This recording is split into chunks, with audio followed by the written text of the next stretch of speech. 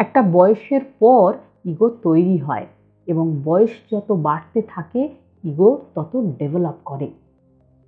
আমরা যখন ছোট থাকি আমাদের আইডেন্টিটি তৈরি হয় না, তখন ইগো থাকে না।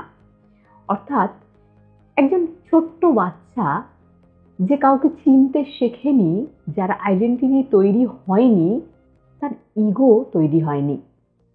এবার আস্তে আস্তে বাচ্চাটি বড় হয়, সে মানুষকে চিনতে শেখে, সাথে তার ইগো তৈরি হয় এবং বয়স যত বাড়তে থাকে ইগো তত ডেভেলপ করে, ইগো বাড়তে থাকে। তাহলে ইগো সবার আছে এবং অহংকার বা ইগো আমাদের আইডেন্টিটিকে ধরে রাখে। আমি একটি ভিডিওতে বলেছিলাম একজন নারীর কাছে নারীত্ব তার অহংকার এবং একজন পুরুষের কাছে পৌরুষত্ব তার অহংকার। এবার একজন মানুষ তার পরিচয় দিচ্ছেন কাউকে যে তিনি কোন কোন জায়গায় কাজ করেন, কি কাজ করেন, কোন পদে কাজ করেন, কি তার পরিচয়। এখানে তার সচেতন মন জাগছে এবং সেখানে অহংকারও আছে। এতে তার কোনো সমস্যা হচ্ছে না। তাহলে সমস্যাটা কখন হয়? ইগো প্রবলেম হয় কখন? নমস্কার, আমি শ্রুতি। সকল উন্নতিশীল এবং সচেতন মানুষকে রেডি ফর স্টেডি চ্যানেলে স্বাগত। আমরা যখন কোনো বিষয়কে বেশি গুরুত্ব দিয়ে দিই তখন সেই বিষয়ের চর্চা হতে থাকে এবং মনের মধ্যে সেই বিষয়টা বড় আকার নিয়ে নেয়। কেউ যদি কোনো মানুষের প্রতি বেশি দয়ালু হয় এবং দয়াশীল মনকে বেশি চর্চা করে, তাহলে তার মধ্যে কাইন্ডনেস ডেভেলপ করবে। আবার কেউ যদি নিষ্ঠুর হয় এবং নিষ্ঠুর মনকে যদি চর্চা করে, তাহলে সে হার্ড হার্টেড হয়ে যাবে। তেমনভাবে আমরা যে কাজই করি তাতে যদি ইগো স্যাটিসফ্যাকশন হতে থাকে, অর্থাৎ কোনো কাজ করে একটি মানুষের যদি অহংকার তৃপ্ত হয়, তাহলে তার অহংকার আরও বাড়তে থাকবে।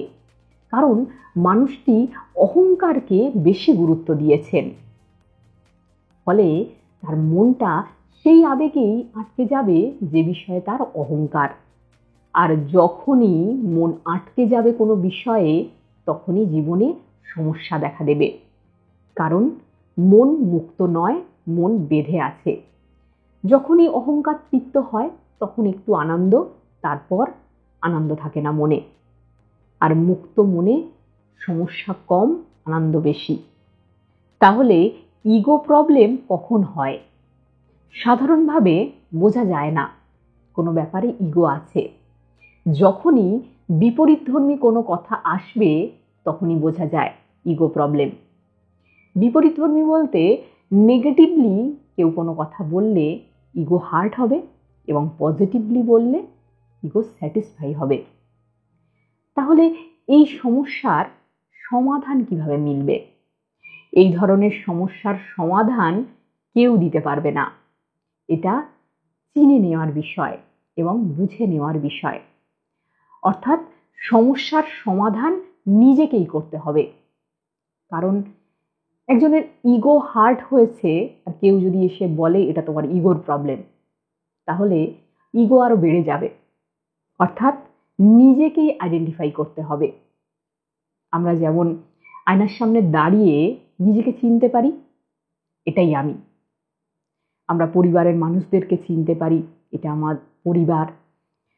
আমরা অনুভব করি, ঠিক তেমন অহংকারকে চিনতে হবে। আর কখন চেনা যায়? যখন অহংকারে ধাক্কা লাগে। যেই ধাক্কা লাগবে তখনই চিনে নিতে হবে এটাই হলো আমার অহংকার।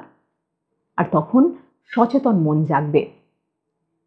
কারণ আমরা বুদ্ধিমত্তা দিয়ে দেখব মন অহংকার মুক্ত হচ্ছে। তাহলে এই ভিডিওটি থেকে আমরা কি শিখলাম? সব বিষয়ের নিজ নিজ গুরুত্ব আছে, কিন্তু কোনো বিষয়কে যদি অতিরিক্ত গুরুত্ব দেওয়া হয় তাহলে সেই বিষয়ের কুপ্রভাব আমাদের জীবনে পড়ে। অহংকার ভালো, কিন্তু অতিরিক্ত অহংকার মানুষকে আবেগপ্রবণ করে তোলে। এতে বুঝ শক্তি বা আন্ডারস্ট্যান্ডিং লেভেল কমতে পারে। এই ধরনের ভিডিও আরও বেশি বেশি দেখতে চাইলে রেডি ফর স্টেডি চ্যানেলের সাথে যুক্ত থাকো এবং শেয়ার করো তোমার প্রিয় মানুষকে এবং কাছের মানুষকে। সকলে খুব ভালো থেকো, সুস্থ থেকো, সাথে তোমাদের মতামত জানিও।